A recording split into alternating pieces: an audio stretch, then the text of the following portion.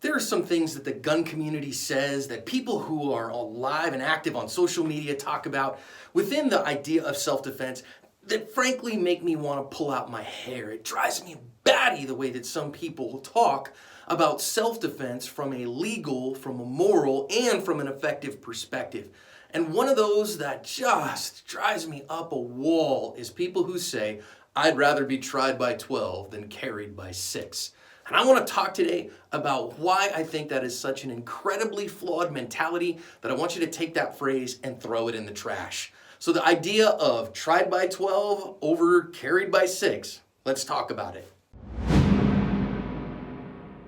So first of all, I do want to say that I think that at its core, whoever said this first, or where it came from perhaps, which I can't find the actual genesis of this phrase, but where I think it probably comes from is actually a well-meaning idea. And I think at its core, if you stripped it away from all the bravado and all the machismo and all the problems of it, that at its core, this phrase probably means, well, if I have to choose between dying and going to prison, then I would rather go to prison.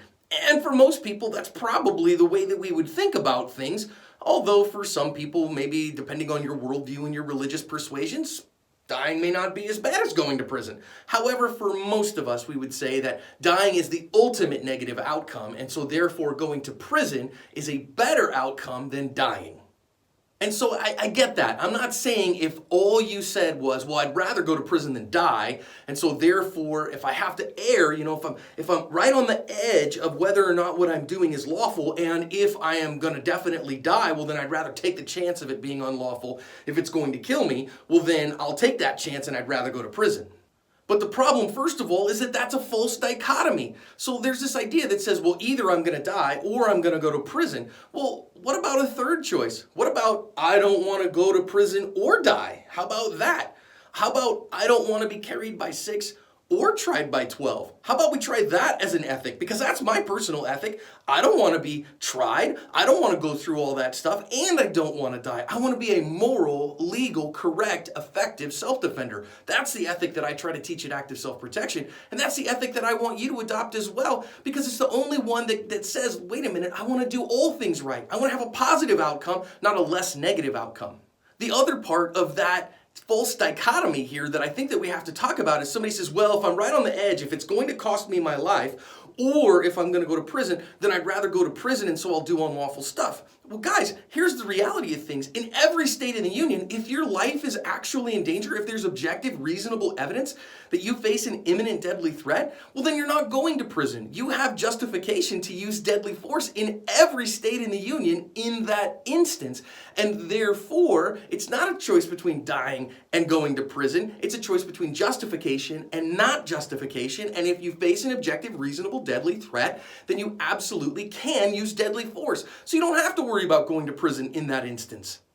Now, there are some states in the union where you have what we call imperfect self-defense, where you can say, well, you did some things wrong, but some things right, so we're going to give you an imperfect self-defense, and so you can get charged with other stuff. And don't get me wrong, you can be charged with illegal activity, even in the midst of self-defense, if you were committing illegal activity. And so that's not what we're talking about. We're talking about the act of self-defense itself, that if it's legal, it's going to be acceptable, and therefore, if you are in imminent threat, you're okay, so you don't have to worry about those things. So the phrase is kind of useless. The next thing that I continue to have a challenge with is I see people all the time that basically exhibit an incredibly nonchalant attitude about the law. They say, well, wait a minute, I don't care what the law says. I'm just going to carry wherever I want to, and I'm going to do whatever I want, because if I need my firearm, then that's all that's going to matter, and I don't care what the state says. And, that feels almost kind of sovereign citizen-ish. And, am I being detained and all that stuff? But the reality is that you don't accept that in all of its entirety. If you said, I'll do whatever I want and I don't care what the law says, well, then the reality is that you would keep your rifle open carried all the time. You would carry into courthouses, whatever the heck it was. But of course you wouldn't do that. You wouldn't try to take a firearm on an airplane in your checked or in your carry-on. Checked is okay, but not in your carry-on baggage, because you know you'd get caught. And if you get caught, you go to prison. And so what most people are saying is, I don't care as long as I don't get caught, because if you really weren't worried about getting caught and you really didn't worry about what the state said and you didn't really care about being tried, then you would just carry the most effective thing with you all the time. You'd get on a plane with a gun, you'd open carry your rifle all over the place, even places where it's not legal for you to do so. You'd go, take your guns to school openly carried because it's the faster to get to and all those things. And of course you won't do that. So we know there's a limit to it. So just recognize that there's a limit to what you're willing to do and the risks that you're willing to take legally in order to defend yourself effectively.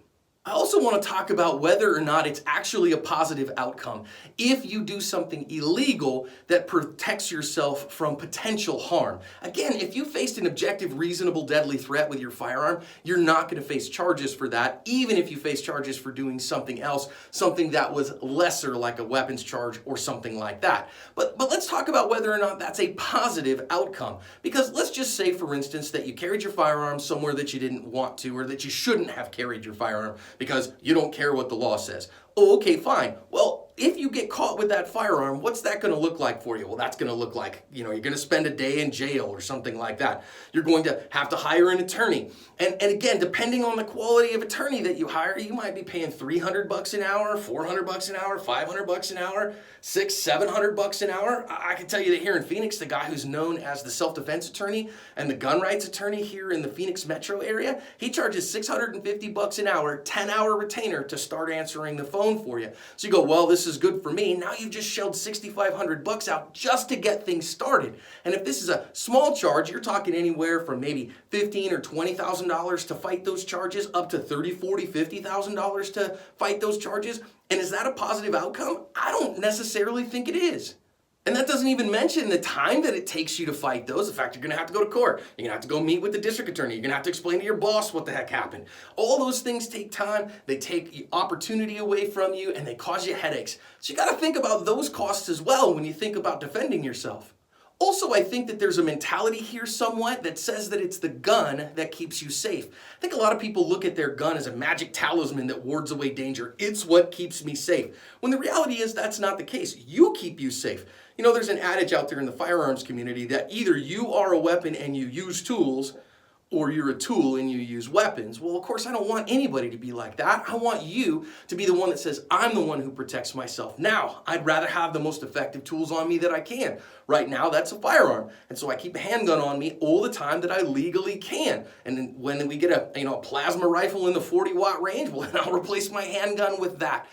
But I can't always do that. But that doesn't mean I'm defenseless. That means that I have to use other tools that are available to me in that time in order to legally, morally, and effectively defend myself. I'll give you a for instance of this. My wife and I this last year made 2 vacations. First one, we went to Thailand. We spent, 7 days in Thailand, and we're not allowed to carry firearms in Thailand. And there are some dangerous places in Thailand, but there's a lot of wonderful places in Thailand. And of course, I couldn't take any firearms with me. And some people are like, well, I'd never go. There's just no way. I wouldn't go, John, because I can't carry my guns with me. Man, I think if you do that, that's your choice. But you miss out on so much of the world when you take that kind of ethic. Instead, I took the tools that I could, which were very few, admittedly. However, I always took my awareness. I took my martial arts skills. I took with me an understanding of verbal judo, and we followed the rules of stupid everywhere we go. You guys remember the rules of stupids, right? Don't go stupid places with stupid people and do stupid things at stupid times. We followed the rules of stupid in a foreign place, didn't have any problems, had a great time. We also went on a vacation to Alaska, and I got on a cruise ship for a week, and that cruise ship embarked in Canada. Can't take guns into Canada. That's a great way to get thrown in a Canadian prison.